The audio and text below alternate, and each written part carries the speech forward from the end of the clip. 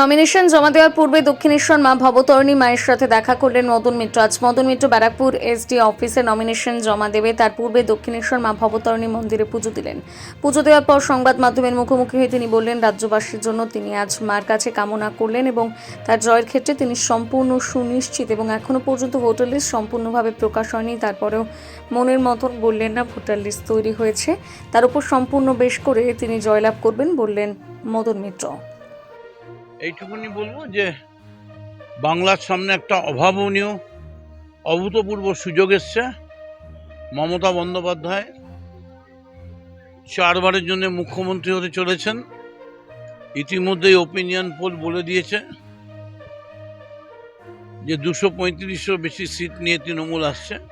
ওটা ভুল হয়েছে, 235 নয়, ওটা 255 হবে। আর এইটুকুনি মেসেজ দেবো মানুষকে যে নতুন বাংলা গড়ার স্বপ্নে মমতা বন্দ্যোপাধ্যায় এগোচ্ছে।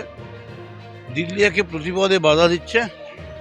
আপনারা সংগঠিত হয়ে এমনভাবে ঐক্যবদ্ধ হন যাতে দিল্লির পায়ের তলা খেপে যায়।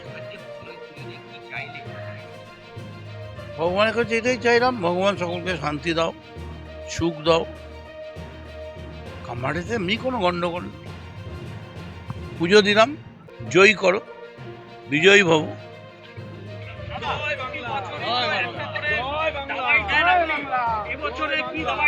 জয় বাংলা, জয় বাংলা, জয় বাংলা।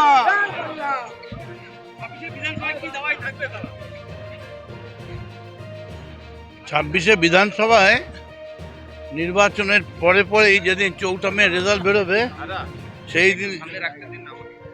সেই দিনই সারা বাংলা ভারতে আওয়াজ উঠবে, চলো দিল্লি চলো।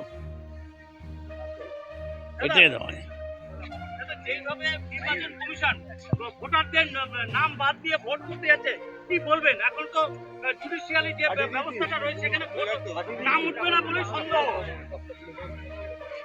শেষ পর্যন্ত লড়াইতে আছি আমরা লড়াই ছেড়ে যাইনি, যাব না।